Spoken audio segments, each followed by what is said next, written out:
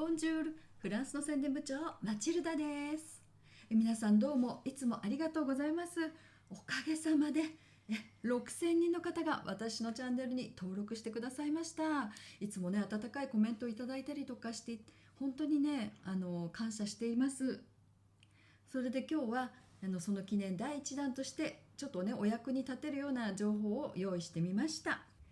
私はフランスが好きすぎてフランス国籍をもらってパリ在住15年になります。そして今は旅のプラン作りのアドバイス、そして旅に同行して効率よく安心に思い出を2倍にするお手伝い、さらにフランスに来た方の思い出を撮影して旅の記録をドキュメンタリーにしてお届けするサービスを行っています。普段地下鉄を利用して人が集まるイベントなどにもよくね出かけてるんです。だけどまだ一度も危険な目に遭ったことがないんです。そんな私が観光の時に持ち歩いたら便利なのにっていう旅先で発見したこととか、もっと歩いた方がいいもの、それとそういう貴重品とかの持ち歩き方も含めて実践を交えて見ていただこうと思ってます。最後までご覧いただくと、初めてフランスに来る人や特に一人でいらっしゃる方の不安解消となり、想像よりも楽しい旅ができると思います。それでは早速見ていきましょう。まずはカバン選びです。長時間持って歩くので重い革とかよりは本当に軽いものがおすすめになります。こういう深いものの方がいいです。っていうのはね、私一回夏に未遂に遭ってるんですね。オリンピックのなんか追っかけしてた時に地下鉄で人が後ろからブワーって来て、その時にこれこうなってたので、別にここ持ってなかったのね。でこう来て何と思って後ろを見た瞬間にもうさ、前に人がいてここに手入ってたの。ここにでどのくらい空いてたかって言ったらこのくらい空いてんの。もうこのくらい空いてんので、犯人はこのくらいしか開けなくても取れることができちゃう。で引き出そうとしてその中に入ってたものが財布じゃないって気づいて、私と目が合って戻したの。こういうのだと簡単に目の前にこうやってても開けられちゃうのね。そうやって後ろから来て不意打ちでやるので、瞬間でもグループだから。安全ピンをここでもいいしここでもいいしここでもいいんだけど、一番刺しやすくて近い方がいいので、こう長めので太いのをこう入れて下の方持っていくとこの縫い目の少ないところに行くので、グッと刺しちゃう。で引っ掛ける。そうすると犯人がねこう来て開けようとした時に万が一ちょっと開きづらいのね。でなんかあると思うじゃん。でもさ、それ探していちいち開けるかっつったら結構めんどくさいでしょ。ほら引っかかっても開かないもんこれで。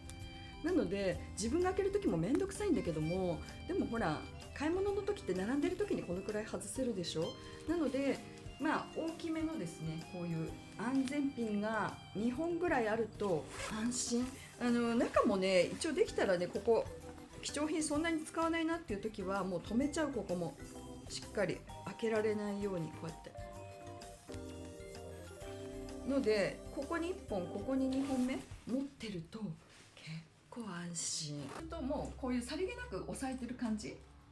で十分に気をつけてますよアピールにはなってるのね。こうやってほら何気なくこうさ、こうやってやってるとほらなんか怪しい、なんか大金入ってんのかなとか思うから、もう自然にこう持てるように普段からこうなんとなくもう歩く時はこんな感じみたいな習慣を日本にいる時から練習してつけてくるといいと思うんですね。疲れやすい方はこのくらいの紐があると便利です。なんでかって言ったらば、こうやって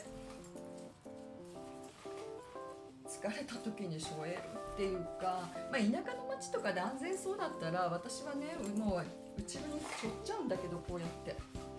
でその時にチャックのところを下にして、チャックをこっち側ね下になるようにして背負うと、ここにチャックがあるもんですから取りづらいでしょ。普通にどうやって取るのっていう話じゃない。なのでね、田舎とかでちょっと疲れた時はこうやって歩いてる。こんなような持ち方もあります。それと重いもの、バッテリーとかね今持ってくる方とかほらいるじゃない。で私のバッテリー結構重いんです。でその時はそれだけはね別でこんな重いんで、こうういうのに入れて腰にしてるの。じゃないと肩凝っちゃってね、一日歩いてられないんで、これだけはこうやって中入れてしまって止めちゃって、はい、そしたらバッグにもう入れといたので、それを出しながら見ていきましょう。結構ね、ほんと軽いのこれしかないから一日持ってても楽。さてまずはお財布からいきましょう。で、私ね、すり未遂にあった時になんで取られなかったかって言ったら、お財布を持っていなかったの。だけどちゃんと貴重品は持ってるんです。で、どういうふうに入れてたかっていうと、これに入れてたの。これすごくない？クリアケースで開くとこうやって、そこに私はお金をこうやって入れてくの。そしてカードはこういうなんかほらスキミング防止みたいなのに入れて、こうやって入れてたの。ほらさっきさ、取られそうになって取らなかったって言ったでしょ。でこれね、ここまで開いてて、その人がこれを引っ張り出して、これ見たの、この絵を。でっていう顔して戻しちゃったの。なのでお財布だと触ってわかるから、やっぱり絶対持ってくけど、こういうのに入ってると何これみたいな感じで残してくれるケースもあるので、私はそれ以来お財布を外に持ち歩くなくなっちゃったから、もうこういうのしかいらなくなってしまった。で小銭と分けとくと非常に便利で、こうやってパッと手の上にお金乗せて、でいくらあるよと思ってパッと出せるので、私はもう小銭入れと別々で持って歩いてます。でも並んでる時に小銭出して、こうやっていくらくらいかなみたいな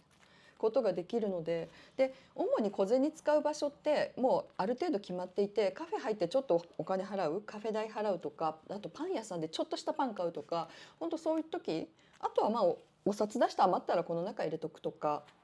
ので、こんな感じで持ってます。それとやっぱりそれだと不安、ちょっとパスポートとかどうするんですかっていう場合、こういうとこね入れといて取られないようにするためには、何かほら首掛けがいいですね。首掛けで入れて、何か透明の何でもいいんです。でこういうふうに中にもう入れてしまって普段は置く。そしてセキュリティチェックがね、今美術館とかどっか入る時はほとんどあるんですね。でそこになんか金属入れとくとピッピになっちゃったりとかもするので、そういう時は出して見せてもいいんだけども、もう美術館に行く日は並んでる時にね、こういうところに紐のところにくくりつけてこうやって通しておけば、で入ったらまたつければいいじゃないですか。ので並ぶ時だけこうやってすぐに一緒に全部出せるようにしておくっていうので、首掛けをおすすめしますね。どっちかというとすごく楽じゃないですか。こうやってこっから出すよりもちょっとこっから出した方が綺麗かなみたいな。携帯電話はもうね、これ紐付きが絶対おすすめ。紐があってこうやってここで止められるタイプ。そうするともう私はいつもこうやって首にポンってかけとくのね。こうやっちゃうとやっぱり今の時期ジャケット着たりするので非常にちょっと面倒くさいので、このままにしてます。それでこのままだと肩凝っちゃうね、重いから、こういうのって。なのでそういう時はね、こういうほらジャケットがあるでしょ。そしたら私はいつも内側に入れるんです。ここに必ずこうやって入れとくの。そうすると重さが首に負担かからないから非常に楽。しかもここ下だけ締めとけば取りづらいよね。どう考えたって、ほらこうやって持ってっちゃうってって紐があるんだし、ので動けばわかるしね。なので必ず内ポケットのあるものにしています。でない時どうするのって思うでしょ。ない時はだいたい位置決めて布を私貼り付けて縫っちゃうので、そこに突っ込むようにしてる。ここにね本当にこれがあるかないかでかなり携帯の取り出しやすさって違うんですよ。でも貼り付けてでも縫い付けてでもやっちゃったら私はいいと思う。もう本当に楽だから、特に冬ね。でこの紐がね結構調節できるタイプ、長さを調節こうやってできるタイプですと、ほらちっちゃくこうやってね短くもできるし長くもできるタイプだと、取る時にねほんと結構伸ばせるの、こうやって。でこれだったらもう結構安心じゃないし、しかもほら高いところでやる時落としたらどうしようとか、そういうのもこれがあるだけで非常に安心。あとはね、もうそれでも足りない時はこうやって手にしてでこうやって取ってる。あとはね自撮り棒の人もこれだけ紐があるから結構遠くまで伸ばせるので、こういうのはおすすめです。それと鍵ですね。プラスチックだったらば全然問題ないんだけど、なくしてもほらあれだったら大丈夫でしょ。だけど今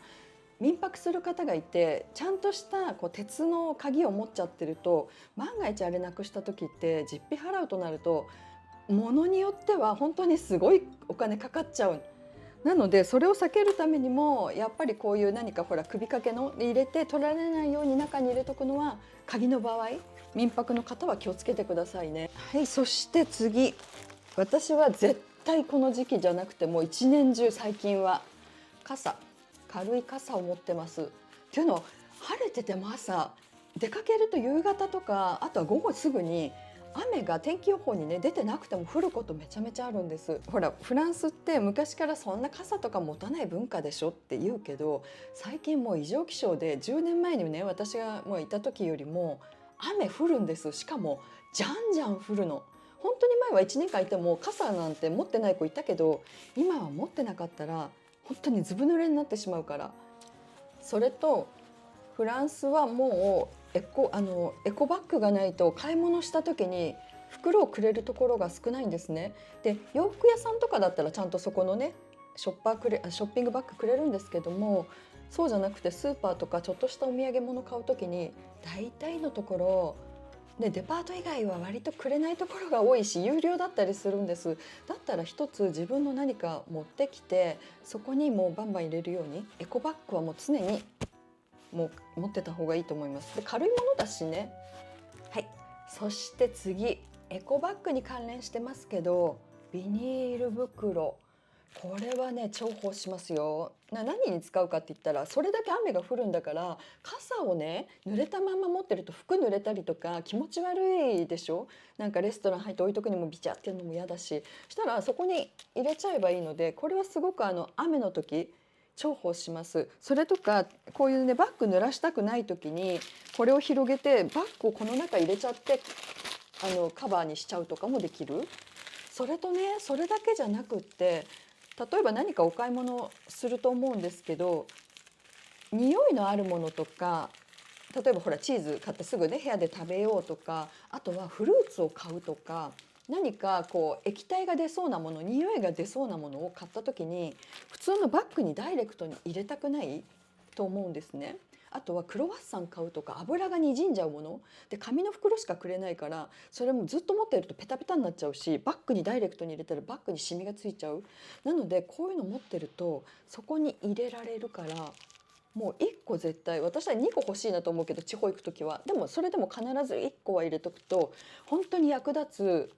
シーンが多いんですね。で最悪もうなんかいろんなもの食べた時にゴミ入れて捨ててもいいわけだし、とにかく自分のバッグを汚さないために一つビニール袋は常に入れとくといいですね。それと例えばベルサイユ行くとか、あとはそれより遠いところ行く時はマスクは絶対持ってくの。どうしてかっつったら、風邪ひいて咳とかしてる人が車内に結構いるんです。で平気でガハンガハンやってるので、もしうつっちゃったら、しかもねフライトで長時間移動してきて免疫力落ちるじゃないですか。で私結構もう体力的にねそんなにもう30代じゃないんで自信ないから、そういうちょっと弱った時にそういうのってやっぱり受け取りやすいの。本当にプロテクションしとかないと。だとバスも乗るでしょ、長距離の。もう絶対私これを外さないの。じゃないと翌日元気でいられないから。フランスでやってても、今以前だったらねこの人病気なのと思われたけど、今プロテクションでしてるっていう認識がもうあるので、もう遠慮なく持ってきて長距離の移動はお使いになることをお勧めします。普段飴とか持って歩かない人でも、このヨーロッパの気候って結構乾燥しているんですね。それとか温度の変化で外と中の違いでちょっと喉がなんか少しおかしくなったりする時もあるの。だから劇場とか入ると埃っぽいから咳すごいしてる人がいたりとか、だから美術館とかもなんかちょっと埃っぽい美術館ねとかもあるから、そうなっちゃうとちょっとなんかってなっちゃうんで、飴をね持って歩いてると防げますね。舐めた時にちょっとやっぱりこう潤うので、飴もね一粒二粒バッグの中に入れとくといいと思います。そしてこの時期の外歩く時に必要なものはやっぱカイロですね。カイロで、これはねもうね冷え性な方、そうじゃない方も、特にモン・サン・ミシェルとかに行く方、あそこね周り全部海なのね。で島でしょ、風がバンバン当たるじゃない。寒いですよ、はっきり言って。で何かねしのごうってもしのぐ場所なかったりするんで、やっぱり地方行く時は必ず持ってた方がいいと思います。すぐにね避難する場所、カフェとかがない場合もあるからね、観光中に。で寒くなったらすぐ開ける。はい、最後にこんなものがあると便利です。これはジップロックの中にじゃん、スプーン、フォークとナイフ、使い捨てのものを入れとくと便利です。なんでかというと、例えばね、地方行く時特にそうなんですけど、電車とかに、乗る前なんか買って食べようかななんて、でそうだそうだケーキ美味しそうじゃないなんて思っても、フォークとかねナイフくれないところがほとんど、あんまりくれませんから。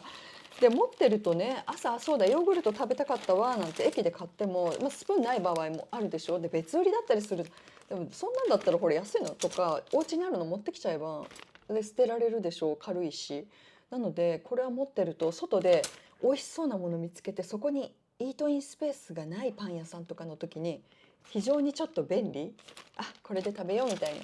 ことができちゃう。待ち時間を有効に楽しくするために楽しいですよ、持ってると。それとね、さっきのビニール袋もそうなんだけども、食べ残したものをここに入れてもいいじゃない。そういうちょっとしたもの、油っぽそうなものとかでこうしとけばそのまま入れられるので、こうやってちょっと持ってるといいとは思います。いや、日本みたいにそのおもてなし精神っていうよりは、もうエコエコ一択みたいな、